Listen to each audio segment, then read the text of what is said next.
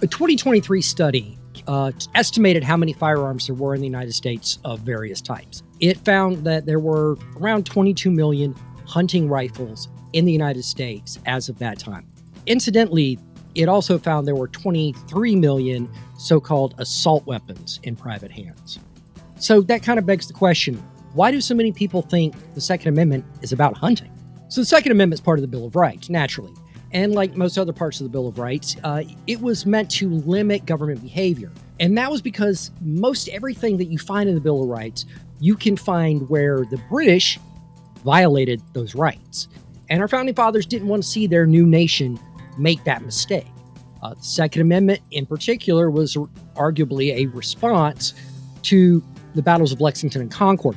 There, the British marched to seize guns because they didn't trust the colonists with them anymore. And our founding fathers knew that a tyrannical government would need to grab guns. They would need to disarm the population if they had any hope at all keeping control, keeping power. So how did it get to where we would, some people seem to think it has anything to do about hunting? If you ask your average gun control advocate, does the Second Amendment have anything to do with hunting?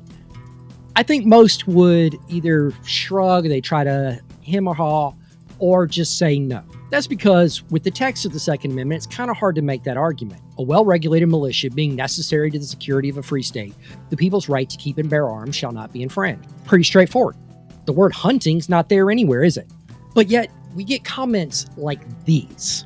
After the slaughter of the kids in Connecticut last year, we brought people together. We did pass in our state comprehensive gun safety legislation. It did have a ban on combat assault weapons, universal background checks. And you know what? We did not interrupt a single person's hunting season. No one needs to have a weapon that can fire over 30, 40, 50, even up to 100 rounds, unless you think the deer are wearing Kevlar vests or something. Now, again, the Founding Fathers had no interest in protecting our right to hunt. They didn't really think it was a right they needed to protect, to be perfectly honest. But by looking at the text of the Second Amendment, it becomes very clear that the Second Amendment had specific intentions. First, let's keep in light the idea of well-regulated militia. Nothing about that has anything to do with hunting. At the time, it meant a properly functioning militia, meaning a militia which was made up of able-bodied men between certain ages who would come when called upon, take up arms and defend their country. They defend their homes, their families, things like that. And that's the underlying purpose of the Second Amendment. It is to protect people. If you look throughout history, tyranny doesn't rise among an armed population. It cannot. It can try. Someone can try, but at some point they have to take the guns away because an armed population can only be ruled by consent of the governed. And our founding fathers understood this, right? They understood very much that in order to maintain a free state, we needed guns in private hands, right?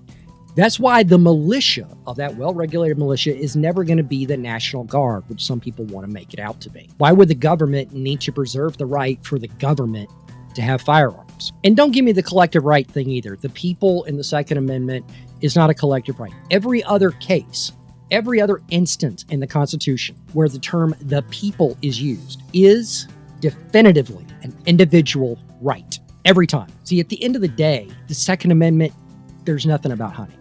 Because truth be told, if you banned hunting tomorrow, while there might be other constitutional arguments against it, it wouldn't be in violation of the Second Amendment. Why? Because the Second Amendment has nothing to do with hunting. But if you banned bolt-action rifles and compound bows, that's a violation of the Second Amendment on both counts. It's the right to keep and bear arms, not the right to keep and bear guns. Any kind of arm falls under this, and compound bows would also. So while you could theoretically, ban hunting without infringing on the Second Amendment, you can't ban hunting weapons without infringing on the Second Amendment. But beyond that, the Supreme Court has ruled the Second Amendment is, in fact, an individual right. It is not a hunting right. It is not a collective right. And it is definitively a right that guarantees our ability to protect ourselves. But what do you think? I want to know. So tell you what, first, if you agree with what I'm saying, hit the like button. If you don't like what I'm saying, hit dislike. I honestly don't care. I'm not going to lose any sleep. After you do that, go down in the comments and tell me what you think. I want to hear from you. Do you agree that the Second Amendment has nothing to do with hunting? On the flip side, if you think it does, please tell me and tell me why. But be prepared. I'm going to have questions because I ain't seeing it. So on that note, I'll catch you all next time.